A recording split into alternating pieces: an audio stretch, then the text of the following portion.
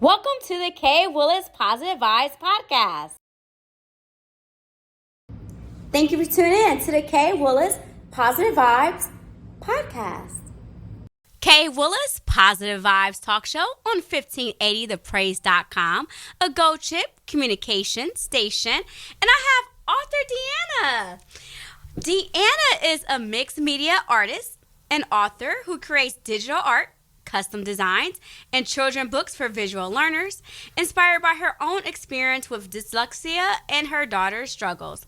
She designed a book to help kids build confidence through step-by-step recipes. With over 30,000 Instagram followers, Deanna has built a thriving creative community, proving that perseverance and passion can turn challenges into success. So how are you doing, Deanna? Hi, I'm good. She's so sweet. And guess what, you guys? I have the book right in front of me, and I got it signed. Okay, so I'm so excited. Lila's cookbook. You guys have to get it on Amazon. We're going to talk about it later on and throughout the interview. But since I have it in my hand, a signed copy from this amazing artist, author. I mean, what else can I tell you? And she's beautiful. She's gorgeous, y'all. She up in my face. She cute. So, yes, we're going to go ahead and go into the interview. So, what inspired you to write a children's book specifically for kids with dyslexia? So, okay, where do I start? Wherever you want to. So, growing up, I had dyslexia. Mm-hmm. Oh, well, I have it. And I struggled. I got held back in third grade, and I hated reading. Hated it. So I love pictures. I love art. And a lot of dyslexia people, they learn visually instead of words. So at first when I did do this book, I just wanted it to be visually step by step. But then I wanted to incorporate parents to come in with it so they could like read. And it didn't seem like a recipe book without like, step by step words. But also making it look like for kids to be like, oh, that's easy. I put that in there, put that in there. So yeah, I really hated reading. So I know the struggle it gives, like Lila struggles with it really bad, and especially when it comes to confidence.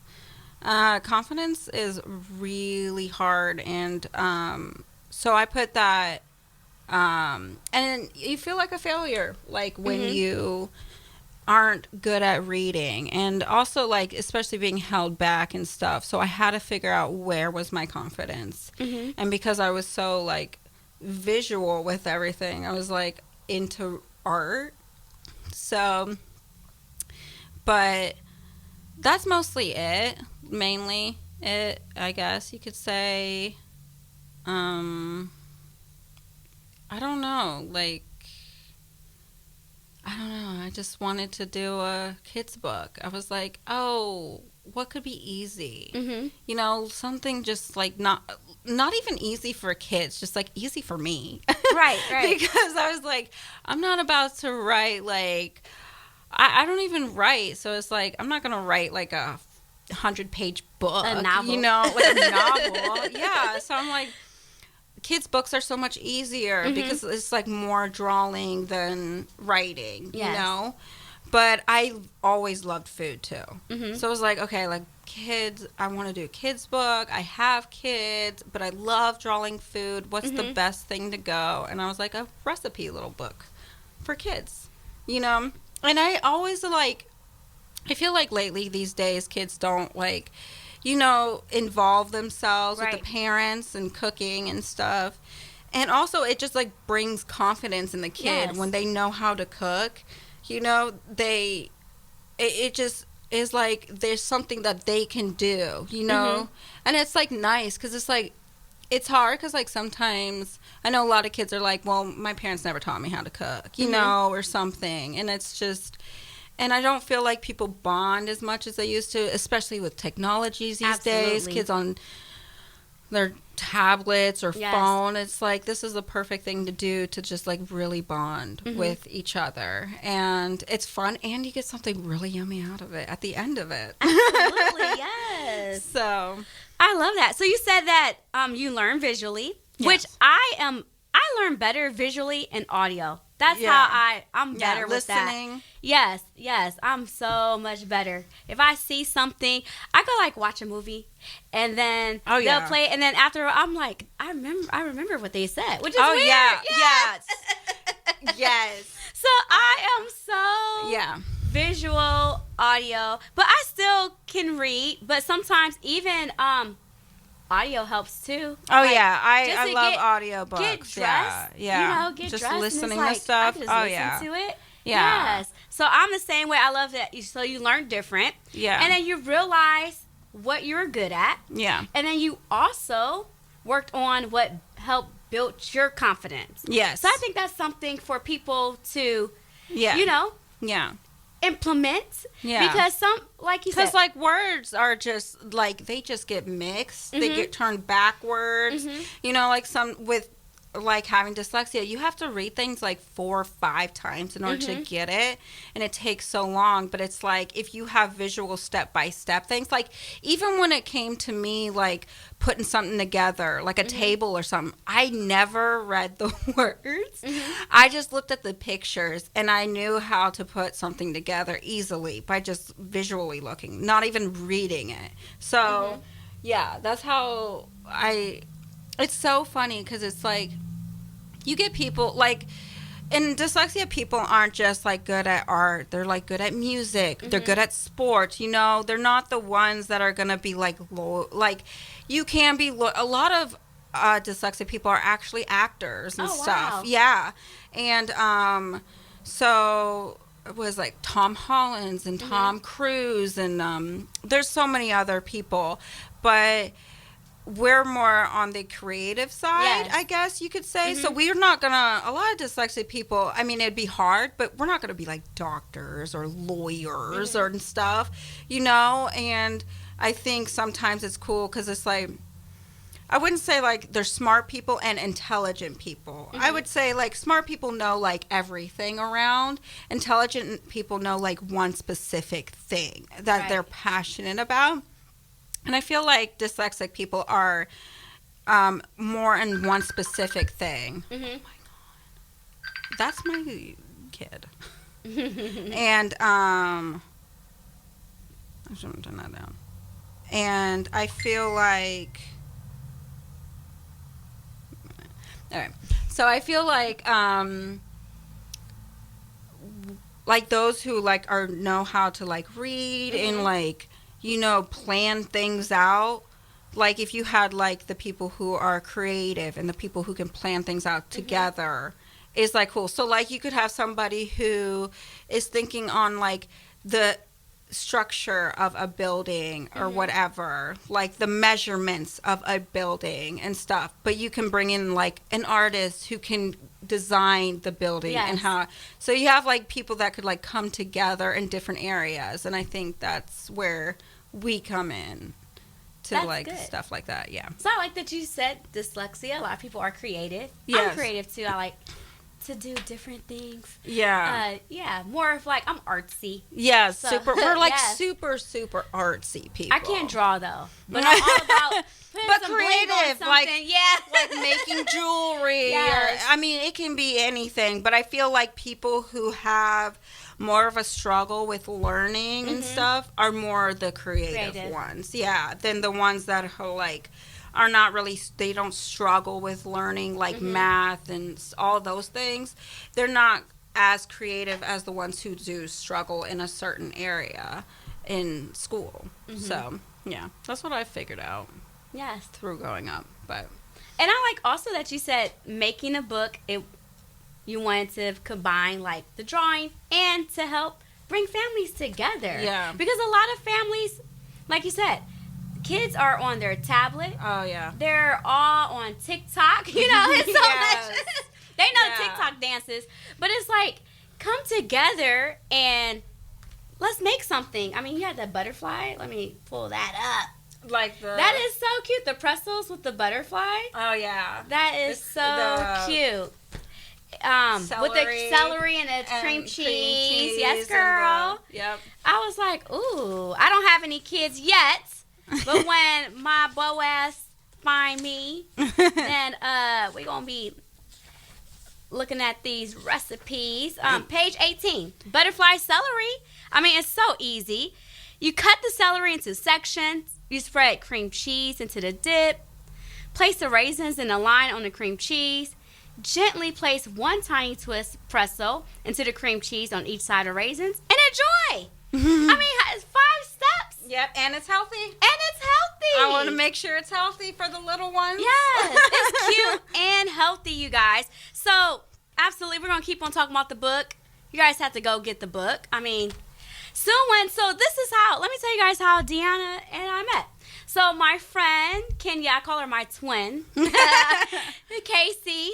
So she just texted everyone, and she was like, you guys, get my cousin's book. So I go on Amazon. I'm like, oh, it's reasonable. I'm about to buy this book. Yes. And I read the back of it. So Deanna Floyd is a stay-at-home mom to 2 young girls who fill her life with adventure.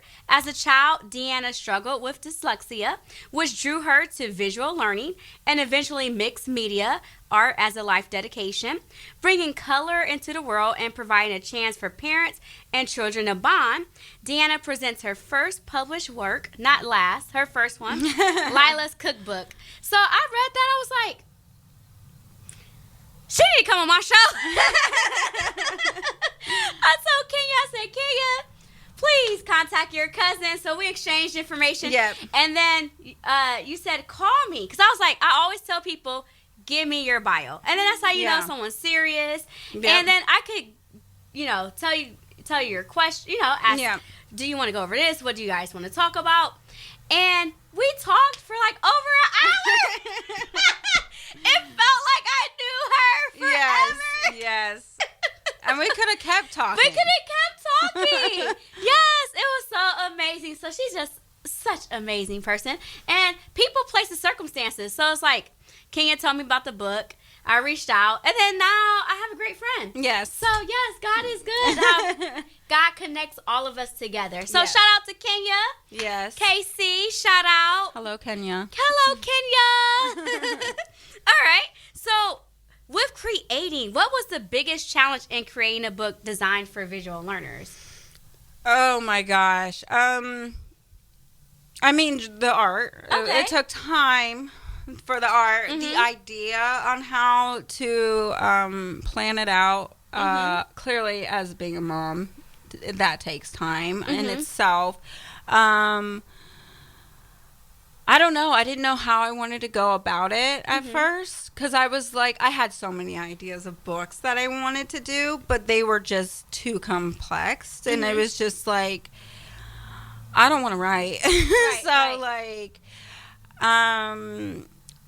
The struggles with doing the book, I would say, is just, being a mom. It's like, it takes a lot of your time. So it took me like 2-3 years maybe to make the book.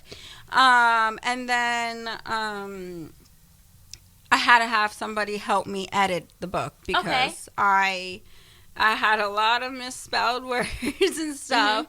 So that was a struggle. I think that was like a little bit of fear in itself, because I didn't, there's like a fear of like sounding like a little dumb, I guess, or whatever.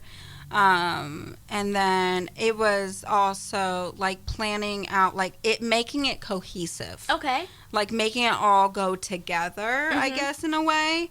Honestly, when I did start making the book, it was just for fun. Okay. It mostly was for fun, but then I was like, you know what? I really should take this seriously. And also, I mean, you gotta make some kind of money. That part. So I was like, well, I could try to change this into like a money thing. But I started really getting into art really like dedicated into it when my daughter got really sick. Okay. Yeah. So like my youngest, Gianni, she got super, super sick and was like, I gave birth to her and then I got sick and was in the hospital for just a couple days. But then she got super sick where she had rhino and RSV disease. So she had to be on a tube and stuff after only having her a month at home. Wow.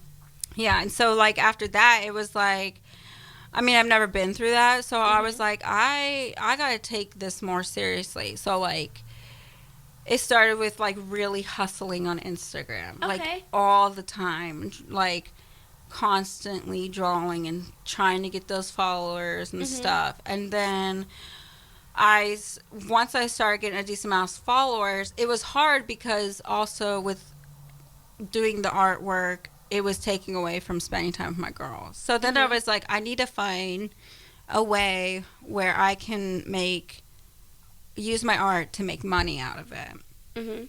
So I was thinking about books here and there, but I was making it too complex. And then I thought about like, oh, I'm just gonna do something fun, like a little cute Lila cookbook and stuff. And it just starts flowing in your head, you know. It wasn't that much of a struggle once I was like, okay, like this is the direction I'm gonna go.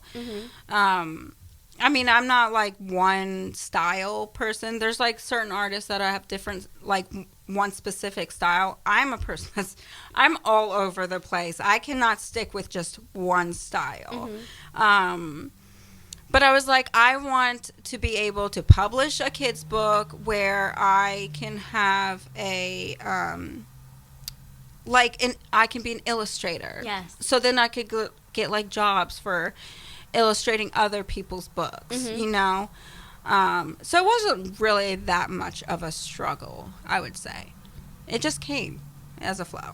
Okay, more it than just that. flew. Yeah. Okay, it was just flowing. Yeah. So it was really I like flowing. that you said being a mom, it took a lot of time. So for moms out there that say, I want to be an author, you can. Yeah, you can. Yeah, you can definitely do it. Yeah. But like I said, it took 3 years. Yeah. Yep.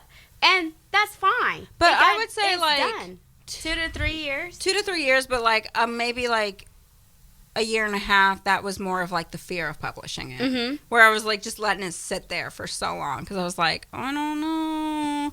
You know, because it's like, you don't know how it's going to go, you know? And it's like, it's the fear of failure. But you have to fail in order to see what you can do better. Absolutely. You know, and I've been through a lot of failure. I think my first biggest failure was being held back in 3rd grade. That was my biggest failure at first.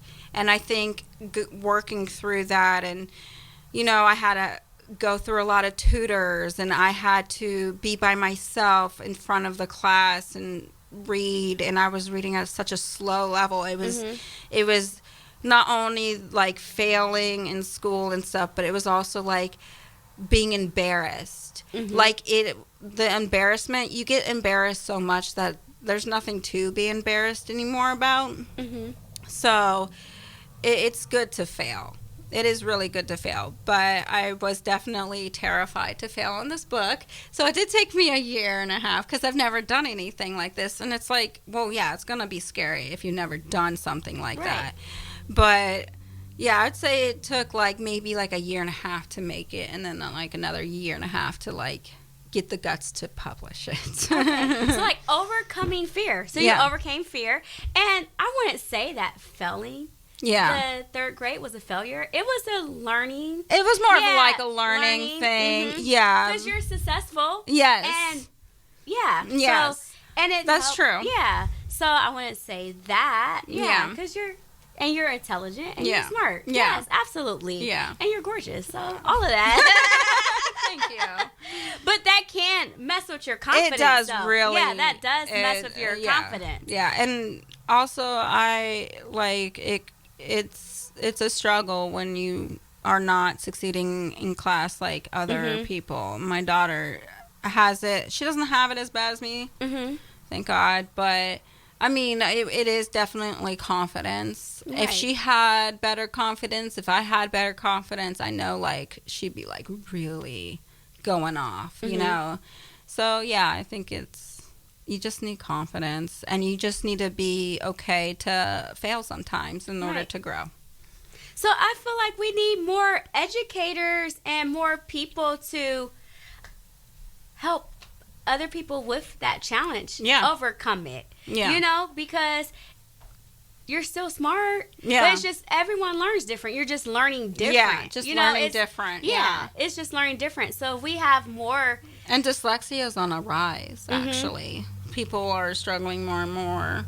And I think it also has to deal with a little bit of the COVID. Oh, okay. Oh, wow. That has made it really hard for kids to thrive in school and stuff. Yeah. So, yeah, I think, and like, I think also, like, there's a thing with school where, like, I've heard about this other school that's really cool where it is about kids who... They don't go to school for, like, you know, the classes that they struggle in. They go to the classes that they are more passionate about. So if, like, they're passionate about science or being a doctor, they can go to just classes just for those, you know? I think that's what school should be more about, is, like, have kids be able to go to classes where they're confident. Like, if you are an art person or whatever, they should be able to do that. But, or like, if people like building, like the wood shops, like I don't know why they got rid of wood shops, or the baking and stuff. Like, they should have never gotten rid of that stuff too. I think those are so important for schools. Yes, because everyone learns different. And some people still don't know how to cook. I think it's Kimmy Creations. Do you follow her? No. Okay, she's on YouTube and Instagram. She's teaching me how to cook. Yeah. Like, I even hated cooking. Like, I did not know how to cook at all. I hated it. But then it was like, okay, like, if I'm gonna make a kid's cook, well, I need to learn how to cook. But I like it now. It's fun, and I'm more obsessed with, like, healthy recipes and stuff, especially in the time that we live in and all the foods that people eat and stuff. I would rather, like, try to make cookbooks that are more healthy for adults and kids. I do want to make an adult cookbook too. You are going to make an adult cookbook, or maybe adult drink. Okay, you're going to make adult stuff. Yes. Yes. Okay. But. So, yeah, I mean, how can we be an advocate then for people with dyslexia so that when they're learning in school, what can we do? How can we educate people more on it as well? That's a good question. I think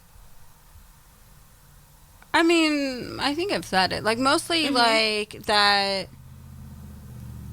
they read differently. I think clearly not to ever, like, make fun of people with the way they learn, because everybody's different. But I think we're, well, I don't know about that.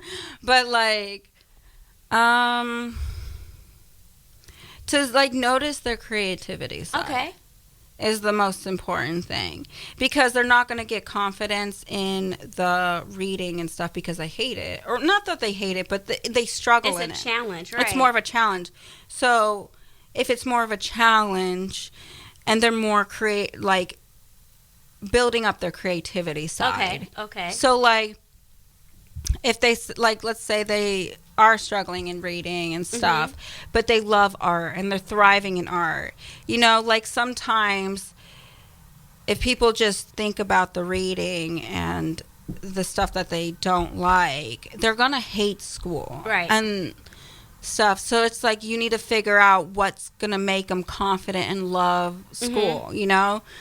I think also, like if somebody was an artist and they feel like, oh, I'm not getting good grades and I'm failing at reading and all of this. I think it's good to have them like maybe go with an art teacher during like lunch, and like have him, like that student that's good in art, go with the art teacher to another class, a younger class, and like teach them art, so they feel like they are, are needed. Yes. Are important, that they can even like teach. They're like, oh, well, I'm not terrible in everything. I'm great at art and I can teach other people art. Yes. It's just, and I don't think we do that as much. Right. So like in sports, like the same thing, like they might not be really good in math and stuff, and they absolutely hate it. And most of the time, that's all they do. The main out of the 8 hours is mostly like reading and math and science and all of that. And it's like, it's boring and you're slow sometimes, and it just drags and drags. And it's like, it's like a lot of those kids who are creative are like, I cannot wait for art class. I cannot wait for gym, and they're just like so excited. And I think that like, because they love that so much, they're going to be good at it, like really good at it. So then it's like, okay, if they're really good at this, you never know, like that student can be like a coach in the future, or that student can be a chef, or if they love cooking, so it's good for also to like have them go to a class, that's a younger class, and make them feel like I am smart and I am teaching other people how to do this because I'm good at this thing. Right. So I think that's something that could really help students that struggle in the area of dyslexia. I love that. So notice their creativity. Yes, so really notice that. Focus on what they're great at. Yes. So I like that. That's something. And then build up their creativity. Yes. And then, like I said, I like the suggestions. Have them go with the art teacher, have them teach. And then even since people learn in different ways, they could maybe even with the art try to show them different ways, draw something, and then try to show them a different way, like, that will help them. And what's crazy is that art is actually can be everything. Like art is from the mind, creative mind, and also art comes from math. How do you build a chair? It comes from math. It comes from creativity. So I love that, like, how do cars get built? Right. From creativity. How does like chairs and everything you use get built? You have to like create it from the mind. It comes from creativity. So yes, it is a big thing. And God is we have a creative God. Yes, exactly. And He creates everything. I mean, 7 days. Creative. He created the world. Yes. So Deanna, how can we reach you? Oh, me? Yes, on IG and Instagram. BloomingInArt is my Instagram. And I mean, you can get my book on Amazon. Absolutely. And I don't know where else you can get me. Those are my main two places. Yes. Lila's Cookbook by Deanna Floyd, and the illustrator as well. It is on Amazon.com. And if you ever need an illustrator, I am here. Please contact me. Contact Deanna. Or you can contact me through my email, DeannaFloyd1993 if you need me to illustrate. I also can make business cards. I'm into a lot of stuff. Like a lot. I'm open to any creativity. She's open to any creativity. So thank you guys for... Oh, also, wait a minute. If you want to be a sponsor for the show, you can reach me, Kay Willis, the Positive Vibes Talk Show at gmail.com. And thank you for tuning in to the Kay Willis Positive Vibes Talk Show on 1580thepraise.com, a Gold Chip communication station. Like, share, and subscribe to the Kay Willis Positive Vibes podcast. Thank you for tuning in to the Kay Willis Positive Vibes podcast. Check out my book, The Principles of Overcoming Life's Obstacles, a 31-day journey to positive living, available on Amazon.com. Just type Kay Willis. And thank you for tuning in to the Kay Willis Positive Vibes Podcast.